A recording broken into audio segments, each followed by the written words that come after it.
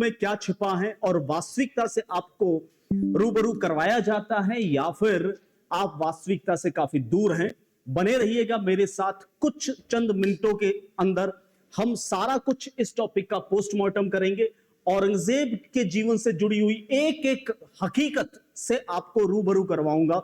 जो अतीत में बीता है, इतिहास में जो बीता है, वो जो आपको किताबों में पढ़ाया गया वो भी, और जो नहीं पढ़ाया गया वो भी, और जो नहीं पढ़ाया गया उसकी क्या वजह है उस पर भी चर्चा होगी।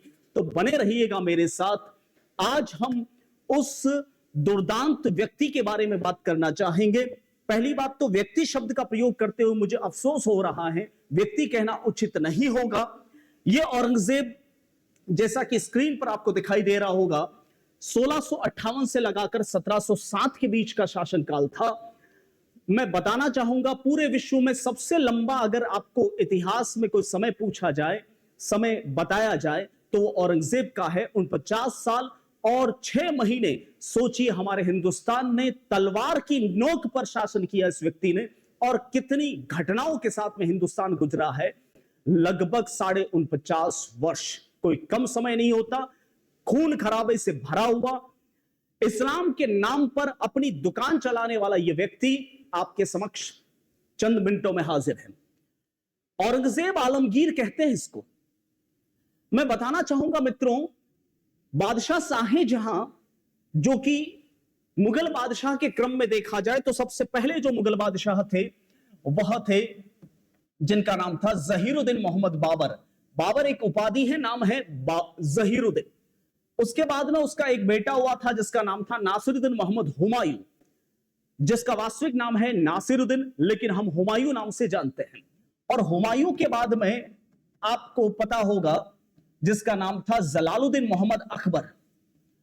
जलालुद्दीन वास्तविक नाम है, अकबर उपाधि नाम से जानते हैं हम। उसके बाद में नूरुद्दीन मोहम्मद सलीम खान, जिसे आप जहांगीर नाम से जानते हैं, जहांगीर उपाधि है, नाम है नूरुद्दीन मोहम्मद सलीम। उसके बाद में आपने नाम सुना होगा जिसका नाम है शहाबुद्दीन मोहम्मद खुर्रम खान, किरान उत्सानी शहंशाह, शाहजहां आजम। शाहजहां उपाधि है, नाम है शहाबुद्दीन मोहम्मद खुर्रम। और शाहजहां की 4 बच्चे हुए थे, 4 शहजादे हुए थे, 4 औलाद हुई थी। उन चारों में सबसे बड़ी एक लड़की थी जिसका नाम था जहां आरा, और जहां आरा से छोटा भाई था दारा शिकोह, और दारा शिकोह से छोटा था जिसका नाम था सूजा खान, और सूजा खान से छोटा था औरंगजेब, और औरंगजेब से छोटा था मुराद बख्श। ये शाहजहां के 5 बड़ी संतानें हैं। देखिए, इसमें आप देख सकते हैं औरंगजेब अगर पुत्रों के दृष्टिकोण से देखा जाए तो तीसरे नंबर पे आता है। उससे बड़ा है दारा, और उससे भी बड़ा है सूजा, और सबसे बड़ी लड़की है जहां आरा। हम अतीत के पन्नों को यहीं से कुरेदना आरंभ करते हैं। साथियों, आपको जान के बड़ा ताज्जुब होगा, बड़ी हैरानी होगी कि बादशाह शाहजहां, देखिए पहली बात तो भारत के अंदर उत्तराधिकार का जो नियम है, यानी कि मतलब अगला राजा कौन बनेगा, अगला पादशाह कौन बनेगा। जी हां, ओरिजिनल शब्द है पादशाह, लेकिन हम गलती से हमने अपभ्रंश कर लिया, उसको तोड़ लिया, अपनी भाषा से, अपनी जुबान से हम बोलते हैं बादशाह। तो अगला पादशाह कौन बनेगा यह डिसाइड करता था मुगलिया सल्तनत में तलवार। कोई नियम नहीं था, कोई तरीका नहीं था, सिर्फ एक ही तरीका था, जिसकी तलवार में ताकत है, जो सबसे ज्यादा गले काटेगा वो हिंदुस्तान के तख्त पर बैठेगा। और ऐसा ही काम शाहजहां ने भी किया। शाहजहां भी अपने 19 भाइयों को मार के तख्त पर बैठा था, और उसी की राह पर चल निकला यह औरंगजेब। देखिए, शाहजहां अपने जीवन काल में ही यह तय कर चुके थे। जब एक बार बादशाह शाहजहां 1658 में जब बीमार पड़ा, तो 1658 में जब बादशाह शाहजहां जब बीमार पड़ा, तब उसने, किसी सरदारों ने पूछा, स्पेशली राजपूत सरदारों ने, कि बादशाह आलमगीर, आलमपना, आपके बाद में हिंदुस्तान के तख्त पर कौन बैठेगा। तब शाहजहां ने कहा कि मेरे लिए तो योग्य बेटा एक ही है, वो है मेरा प्रिय बेटा दारा। उसी समय जब दारा के बारे में शाहजहां ने फैसला लिया कि तख्त पर दारा बैठेगा, उस समय बताना चाहूंगा मैं आपको मित्रों कि उस समय औरंगजेब दक्कन का सूबेदार हुआ करता था। दक्कन की सूबेदारी संभाल रहा था औरंगजेब, और मुराद बख्श जो था वह सौराष्ट्र का गवर्नर था, और इसके अलावा सूजा खान जो है वह बंगाल का गवर्नर हुआ करता था, वहां का सूबेदार था। और दारा अपने अब्बू के साथ में आगरा में था, शाहजहां के साथ में।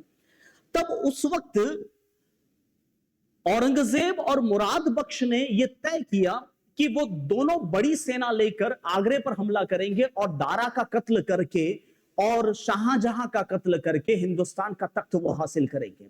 तो मुराद और औरंगजेब दोनों वहां पर एक हो गए, और एक होकर उन्होंने आगरा पर हमला करने के लिए रवाना हुए।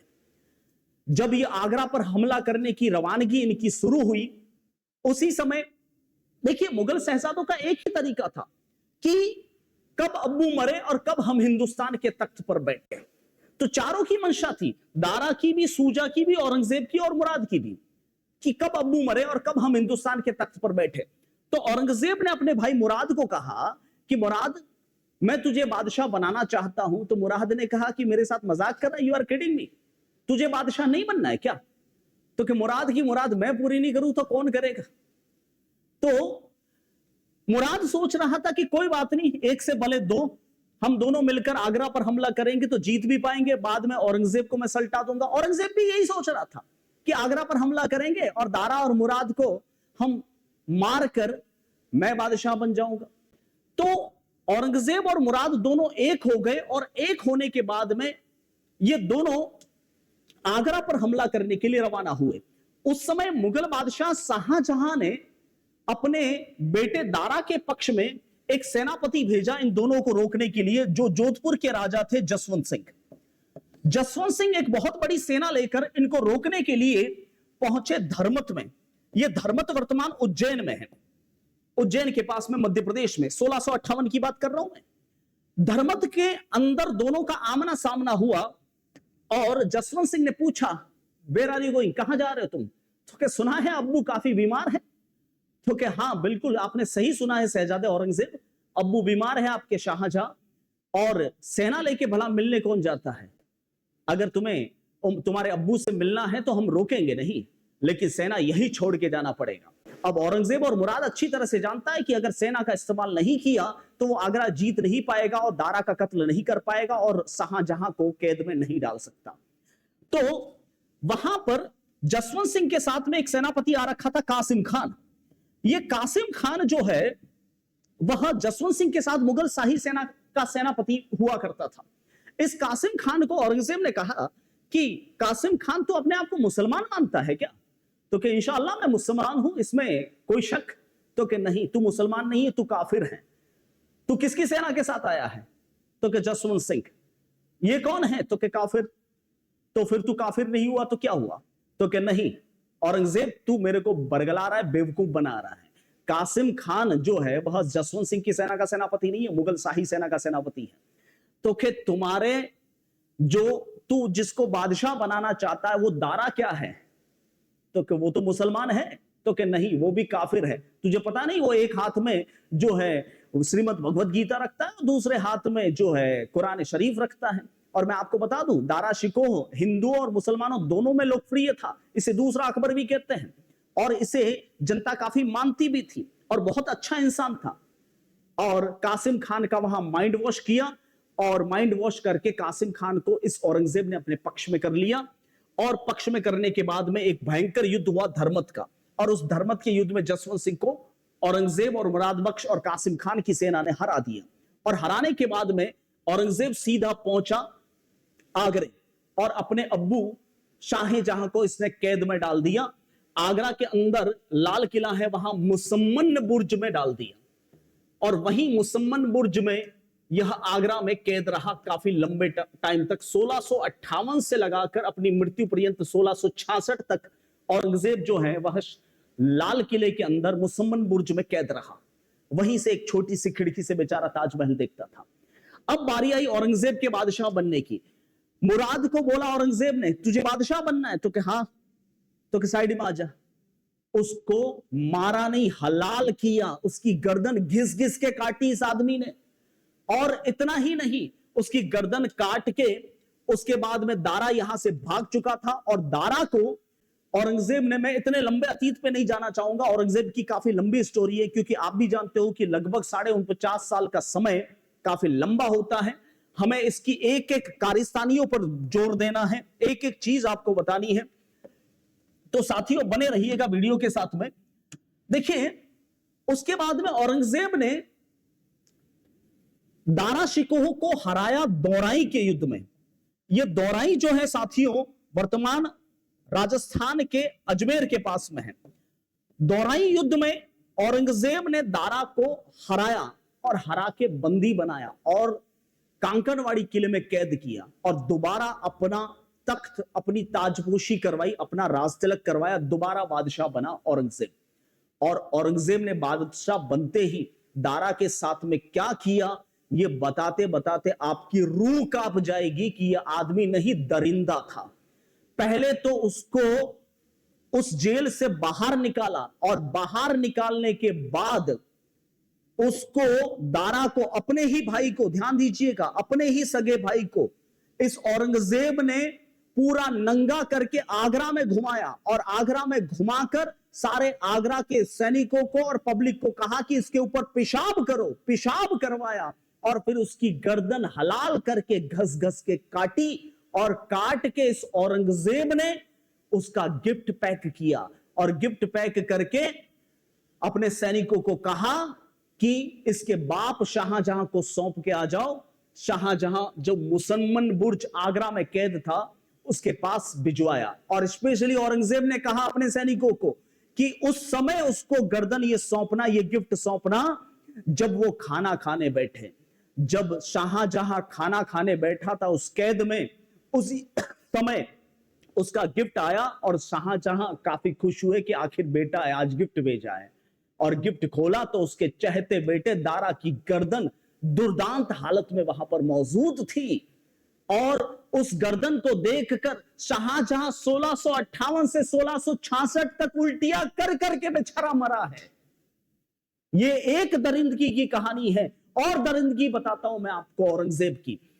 इतना ही नहीं, आपने छावा मूवी तो अच्छी तरह से देखी कि छत्रपति संभाजी महाराज के साथ औरंगजेब ने क्या किया, ये तो आपको पता है। फिल्म के जरिए आपने पूरी तरह से देख लिया होगा कि औरंगजेब ने छत्रपति संभाजी महाराज के खिलाफ क्या किया इस आदमी ने। मैं बताना चाहूंगा मित्रों कि औरंगजेब ने छत्रपति संभाजी छोड़िए, इनके अलावा भी बहुत कुछ किया है। ये वही औरंगजेब हैं जो अपने बाप का नहीं हुआ, अपने भाइयों का नहीं हुआ, अपने बेटों का नहीं हुआ, अपनी अम्मी तक का नहीं हुआ। जी हां, इसकी अम्मी का नाम था अर्जुमंद बानो। अर्जुमंद बानो जिसे आप मुमताज कहते हैं, उस मुमताज को भी इसने नहीं बख्शा। बेचारी गर्भवती थी, पेट में लात मारी उसके, 21वें गर्भ से थी, तिल तिल के मौत हुई उसकी। क्या मानेंगे इसको? इंसान तो नहीं कहा जा सकता। अगर एक अच्छाई होती ना तो मुझे उस अच्छाई को बताने में, देखो मैं कभी ये नहीं सोचता कि धर्म कौन सा है, जाति कौन सी है, वर्ण कौन सा है, इससे मुझे कोई फर्क नहीं पड़ता। मैं इंसान के गुण या अवगुणों पर हमेशा जोर देता हूं। इतना ही नहीं साथियों, इस औरंगजेब ने किसके साथ अत्याचार नहीं किए। देखिए औरंगजेब जब बादशाह बना तो उसका एक ही लक्ष्य था, वह था दार उल हर्ब को दार उल इस्लाम में बदलना। दार उल हर्ब को दार उल इस्लाम में बदलना। दार उल इस्लाम, देखिए हर्ब मतलब काफिरों के राज्य को, जो गैर मुसलमान हैं, जो अल्लाह की इबादत नहीं करते, उनको इस्लाम में तब्दील करने का इसका लक्ष्य था, इसका टारगेट था। और इस रणनीति पर काम करने के लिए इसने ताजिंदगी काम किया।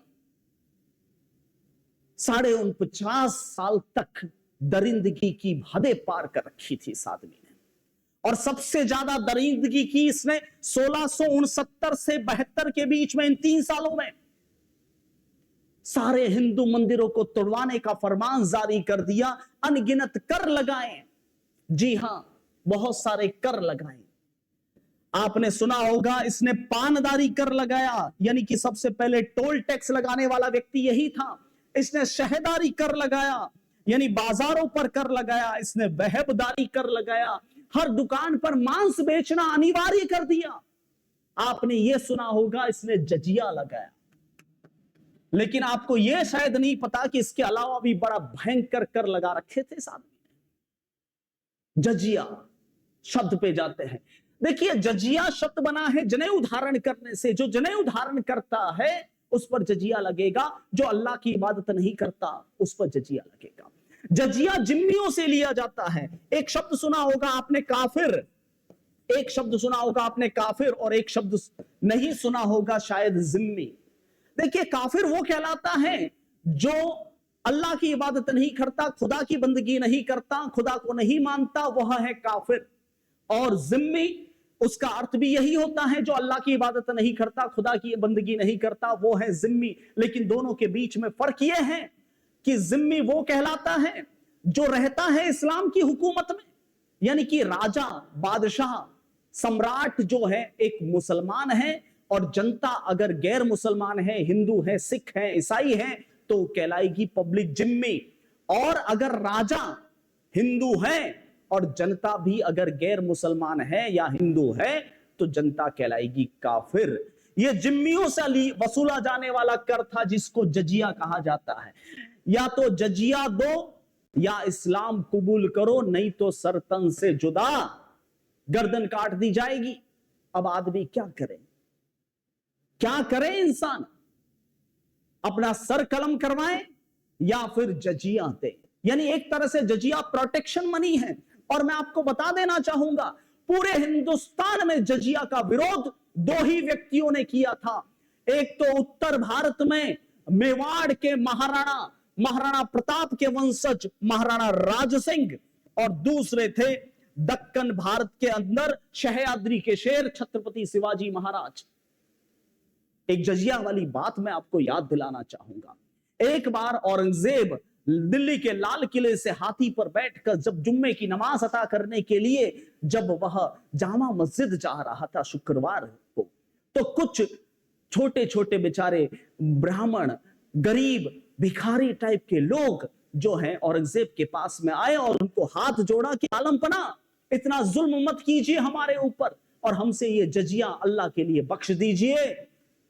तब औरंगजेब नाम के इस निर्दयी ने उस निर्दोष जनता पर अपना हाथी चढ़ा दिया, जजिया तो देना पड़ेगा। उस वक्त में इन दो व्यक्तियों ने आवाज उठाई, एक तो छत्रपति शिवाजी महाराज ने और दूसरे मेवाड़ में एकलिंगनाथ के दीवान महाराणा राज सिंह ने। महाराणा राज सिंह ने औरंगजेब को एक प्यार भरा, धमकी से भरा पत्र लिखा, और लिखा उसमें कि बादशाह आलमगीर को और राज सिंह का आदाब, सुना है आपके शहजादों के और आपके खजाने इतने खाली हो चुके हैं कि आप गरीबों से, ब्राह्मणों से जजिया वसूलते हो। कभी जजिया वसूलना है तो मेवाड़ आइए। मतलब साफ था कि मेवाड़ जजिया नहीं देगा। जब औरंगजेब ने दक्कन भारत के अंदर छत्रपति शिवाजी महाराज से जजिया वसूलने की कोशिश की, तो छत्रपति शिवाजी महाराज ने भी कह दिया कि अगर जजिया वसूलना है तो पहले राज सिंह से वसूलो। साथियों, बहुत कुछ इतिहास से मिटा दिया गया, भुला दिया गया। आपको मैं बताना चाहूंगा, इस औरंगजेब को भगा भगा के राज सिंह ने देवारी घाट के अंदर मारा। आपको यह पता है कि छत्रपति संभाजी महाराज, ये तो आपने फिल्म में देखा कि मात्र 9 साल के अंदर लगभग 109 युद्ध लड़े उन्होंने अजय। लेकिन क्या आपको पता है कि औरंगजेब का विरोध करने वाले कौन कौन थे?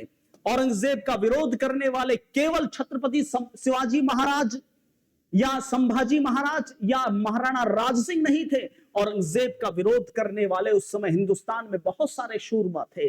जैसे मैं आपको उत्तर भारत में बताऊं तो महाराणा राज सिंह थे, दक्कन भारत में छत्रपति शिवाजी महाराज थे। ठीक उसी प्रकार से पूर्वी भारत में अचित रामदास थे। इसके अलावा औरंगजेब का विरोध करने वाले पंजाब में जो हैं सिखों के 9वें गुरु तेग बहादुर जी थे। लेकिन आप इनका इतिहास नहीं पढ़ते। मुझे समझ में नहीं आता कौन सी भांग पी के, कौन सा नशा करके इतिहास लिखा गया। बहुत सारे इतिहास, ये तो सिर्फ औरंगजेब के इर्द गिर्द घूमने वाली बात है। पूरी मुगलिया सल्तनत के अंदर कितनी बातें छुपाई गई, शायद आपका इसका अंदाजा तक नहीं। तेग बहादुर जी के साथ में औरंगजेब ने जो छत्रपति संभाजी महाराज के जो ब्रूटिलिटी की, इनको मारा गया, ठीक उसी प्रकार से तेग बहादुर जी को भी इस औरंगजेब ने इस्लाम कबूल न करने की वजह से उनको गरम तेल में डाला गया। सीधे जबान में कहे तो उनको गरम तेल में डाल के उनके पकोड़े बनाए गए। तभी 10वें गुरु गोविंद सिंह जी महाराज ने कहा, चिड़िया ते बाज लड़ावा, ते गोविंद सिंह नाम धरावा, जो बोले सोनिहाल, सत श्री अकाल। खालसा पंथ की स्थापना की। कितना बताऊं आपको, एक वीडियो में ये सब कुछ कंप्लीट नहीं हो सकता। ये छावा जैसी मूवी तो हर कदम कदम पर बन सकती है, हर घंटे बन सकती है। दुनिया की जितनी भी फिल्म इंडस्ट्री है, सारी की सारी फिल्म इंडस्ट्री लग जाए और एक दिन में एक फिल्म में बना डाले तो फिल्में खत्म नहीं होगी। और औरंगजेब ही क्या, उसके पूर्वज, उसके उत्तराधिकारियों ने क्या क्या किया। आपको पता भी है कि तेग बहादुर जी के बाद में गोविंद सिंह जी महाराज हुए थे। गुरु गोविंद सिंह जी महाराज के एक शिष्य थे जिनका नाम था बंदा बहादुर।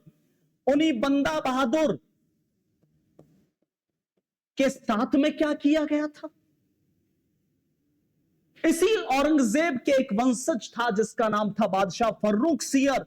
उस फर्रुख सियर ने, मैं तो सियर नहीं कहूंगा, इसको सियार कहूंगा, सियार ने क्या किया, इस फर्रुख सियर ने बंदा बहादुर जी को गिरफ्तार करके बेड़ियों में बांधा और बेड़ियों में बांधकर उनके खुद के बेटे को उनकी गोदी में बिठाया और उन्हें कहा इस्लाम कबूल करो। जब बंदा बहादुर जी ने मना कर दिया तो उनके बेटे का कत्ल करके उसी बेटे का मांस उनके मुंह में ठूस दिया गया।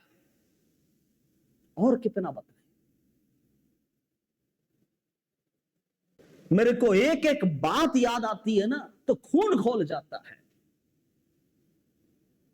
और ये कौन है, ये कौन है मुगल? पहली बात तो इनका नाम मुगल भी नहीं है, ये है मंगोल।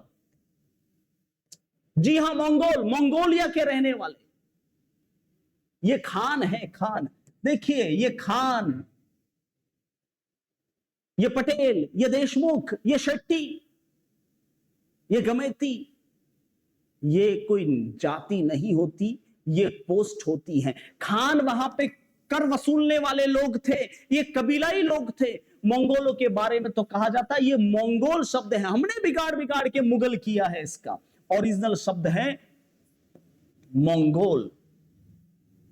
ये हबसी, कसाई, इनके बारे में तो यहां तक कहा जाता है, इतिहास के पन्नों में लिखा है, खुद अमीर खुसरो साहब ने कहा है।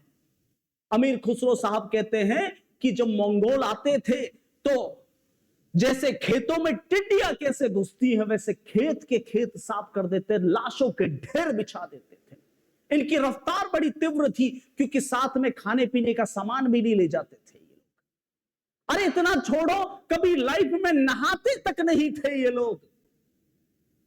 अमीर खुसरो साहब तो यहां तक लिखते हैं कि मंगोलों के पास में जब मैं खड़ा रहता था तो मुझे घर जाके उल्टियां करनी पड़ती थी, इतने बांस मारते थे। साथ में खाने पीने का सामान ही नहीं रखते थे, जो जानवर दिखा उसको मार के कच्चा ही खा लिया और बचा हुआ मांस है वो अपने घोड़े पर रख लिया, उसी के ऊपर बैठ गए। और अगर मांस नहीं है तो उसी घोड़े के अंदर छेद करके उसी का खून पी लिया। और कोई मरियल घोड़ा आगे काम का नहीं है तो उसी को मार के वहीं खा लिया। उन्हीं के वंशज है। तो रक्त में ही ब्रूटलिटी है। देखिए, इस्लाम ऐसा नहीं है। इस्लाम जो है वह ईमान की बुनियाद पर खड़ा है। मुसलमान अर्थात ईमानदार, जो ईमान का पक्का है वही मुसलमान है। यहां बात हो रही है इन मंगोलियंस की। यहां पर कोई वो हिंदू मुस्लिम वाली बात नहीं है। पहली बात तो इनको मुसलमान, खुद मुसलमान समझना नहीं चाहते, क्यों समझेंगे? और मुझे जहां तक लगता है भारत के अंदर एक, या तो इतिहास लिखने वाले किसी विचारधारा से प्रेरित थे, किसी एक पक्ष को खुश करना और दूसरे पक्ष को नाराज करना, उसको दबाना। क्या भारत में इतिहास केवल मुगलों का ही था? इससे पहले भारत में कोई राजा हुए नहीं थे? या फिर घर में बैठ के गोदड़ी में इन्होंने इतिहास लिखा है, बिस्तर में बैठ के? बस एक बार शुरू कर दिया, दिल्ली के तख्त पर जो बैठा बस इतिहास उसी का हो गया। बात करते हैं जैसे बाबर के बारे में मुझे बड़ी हंसी आती है। इतिहासकार लिखते हैं कि हिंदुस्तान का पहला बादशाह बाबर था। माय फुट, हिंदुस्तान का पहला बादशाह बाबर 1526 में फरगना से भागता भागता आया था, काबुल से होते हुए। अपनी तुजुक बाबरी में उसने खुद लिखा है, तुजुक बाबरी बाबरनामा में, कि मैंने आकर 21 अप्रैल 1526 को मैंने पानीपत की जंग में इब्राहिम खां लोदी को मारा। तो इब्राहिम खां लोदी का राज्य कहां था? दिल्ली, आगरा और बयाना। तो क्या दिल्ली, आगरा और बयाना पूरा हिंदुस्तान हो गया? क्या बाबर हिंदुस्तान का सुल्तान बन गया, बादशाह बन गया? क्या उस समय महाराणा संग्राम सिंह नहीं थे? अरे संग्राम सिंह तो आप फिर भी राणा सांगा तो जानते होंगे मित्रों, लेकिन क्या आप यह जानते हैं कि भारत में ऐसे ऐसे भी राजा हुए हैं, जैसे कि एक नाम नहीं सुना होगा आपने, जसराज। सुना इनका नाम? हमें यह तो बताया जाता है कि महमूद गजनवी ने सोमनाथ लूटा, लेकिन इस महमूद गजनवी के पूर्वज, उसके बॉस सुबुक्तगीन, शायद आपने नाम भी नहीं सुना होगा। हमें वो इतिहास दिखाया जाता है जहां हमने मार खाई। मैं आपको वो इतिहास दिखाऊंगा जहां हमने खिलाई। इस सुबुक्तगीन को, गजनवी के बॉस को गर्दन काट के महाराज जसराज ने गर्दन लटकाते हुए ठेठ मुल्तान तक लेके आए थे। क्या आपको पता है कि शंभू सिंह सोढ़ा कौन थे? शंभू सिंह सोढ़ा ने गजनवी को जम के कूटा, नागा साधुओं के साथ मिलकर। क्या आप जानते हैं कि नायिका देवी कौन थी? यह नायिका देवी वही थी जिसने मोहम्मद गोरी को माउंट आबू की तलहटी में 1178 ईस्वी में तलवार ऐसी मारी, उसे नपुंसक कर दिया। और इतिहासकार कहते हैं गोरी के कोई संतान नहीं थी। सीधा सीधा कहो ना कि गुजरात की महारानी मूलराज की माता नायिका देवी ने उसे नपुंसक कर दिया। न जाने इतिहास में कितने दबे पड़े राजा हैं। क्या आपको पता है जो है ललितादित्य मुक्तापीड़ कौन थे? ललितादित्य मुक्तापीड़ वो राजा है हिंदुस्तान के जिन्होंने कश्मीर से लगाकर ठेठ काबुल और टर्की तक अधिकार कर रखा था। इन सुबुक्तगीन, अल्पतगीन जैसे दुर्दांत आक्रमणकारियों को रोज ठोकते थे। लेकिन हमें तो बताया जाएगा वही जहां पर एक शॉर्टकट वाला हिस्ट्री। ऐसे दबे हुए इतिहास बहुत सारे हैं। और औरंगजेब की हकीकत मैं बताने जाऊं तो मेरे लिए यह सेशन भी कम पड़ जाएगा। जैसा मैंने आपको वायदा किया था कि मैं इतना लंबा नहीं खींचूंगा इस बात को, इस कारण से मैं अपने शब्दों को यही विराम दूंगा। लेकिन इतनी सारी जानकारी जानने के लिए आपको मेरे साथ हमेशा के लिए बन के रहना पड़ेगा। फिलहाल के लिए मैं आपसे टाटा बाय बाय कहना चाहूंगा।